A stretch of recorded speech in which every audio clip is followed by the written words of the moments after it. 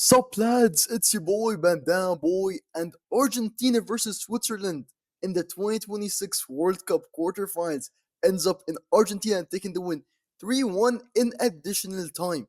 Throughout the knockout stages, this is the second game where Argentina have went to additional time, and even the game against Egypt where they didn't go into additional time, they had to win the game in injury time. I don't know what's happening with them. God knows how long this Cinderella run is gonna continue for Argentina because there's no way they just keep doing everything in the last minute and they're able to always clutch up these games and win. Maybe it's in their genes and they are used to the pressure. To be fair to them, they've been in the last World Cup final and the team is around the same.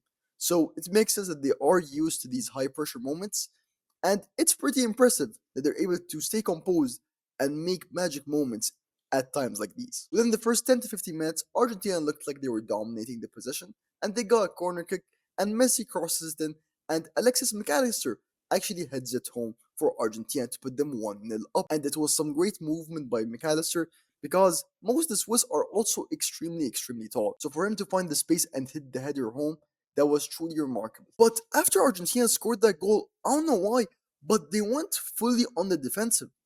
I was like, okay, they got the first goal, they might trust for a bit, let Switzerland try and create some chances, and they can park the bus for 15-20 minutes if they want to rest. But they just parked the bus the entire game.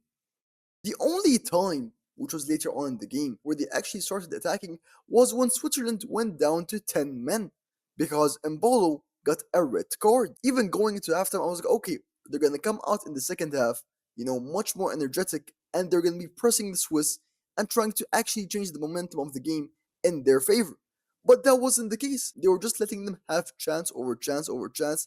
And don't get me wrong, the defense was great. Emi Martins was saving so many big chances, diving and putting his body on the line, and his reaction speed is amazing. When that Swiss goal came, suddenly guess what? Argentina were in panic mode because for the last 60 minutes, the only thing they were doing is parking the bus.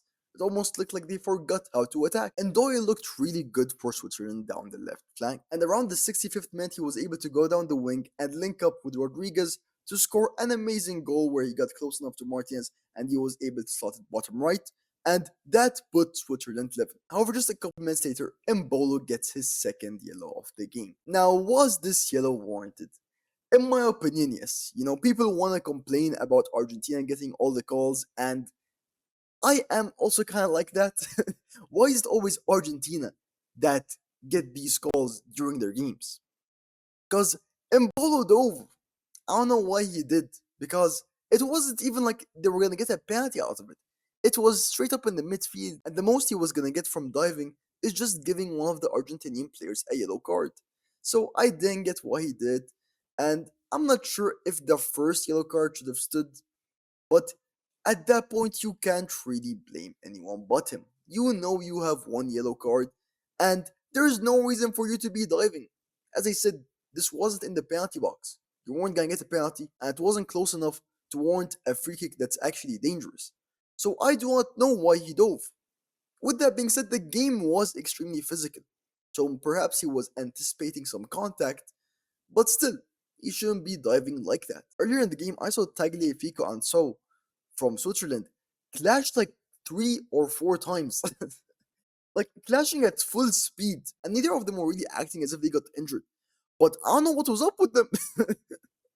The play was physical, but not in a bad way, but at the same time, the physicality was a little over at times, where certain players would just bash into other players and tackle them just to kind of assert that dominance, which I don't really get. And I think it's during the first 90 minutes, Argentina only had a singular shot on goal, and it was that goal by Alexis McAllister. So fair play to them for converting their chances when they needed to do so. And they had 9 minutes of injury time in the second half, and then we went into additional time. The most the Swiss could do was try to hold on to a lead and try to go to penalties because they were one man down and it was their main striker. But Julian Alvarez, man, out of nowhere, we have seen a couple of these goals. We've seen Cabral have a similar goal against Argentina, where from the left hand side, he whips it top bins. His goal was better, but I'm not here to compare and contrast. Julian Alvarez, still from outside the box, hits an absolute screamer, an absolute curler, top bins. And Kobel for Switzerland couldn't have done anything whatsoever. Again, both keepers played great, and this World Cup, aside maybe from some of the teams in the group stages, all the keepers in the knockout rounds have been putting a great shift in. At that point, it was like the 111th minute, and Argentina were 2-1 up. Switzerland were one man down, and they had to do all that they could to try and score one goal. And because of that, they had so many attacking opportunities where the defenders were out of place, and the Swiss defense isn't exactly the fastest. So that made Argentina have so many counter-attacking opportunities, and in the end, Lautaro Martinez was able to capitalize and score the third and final goal for Argentina to send them through to the semi-finals. Congratulations to Argentina as they have now advanced to the semi-finals for the second World Cup in a row. Will the champs be able to repeat, or will England destroy their hopes of doing so? This game should be electric, and I'm kind of favoring England because Argentina have been scraping by against all these teams that they should have been winning against dominantly. So they have been looking a little shaky, but the champions do shine under the brightest lights. So we shall see if they're able to stop Harry Kane and Jude Bellingham, and we'll see who'll advance to the final from those two. With that being said, we are now down to the last four games of the World Cup, the two semi-finals, the final, and the third place match.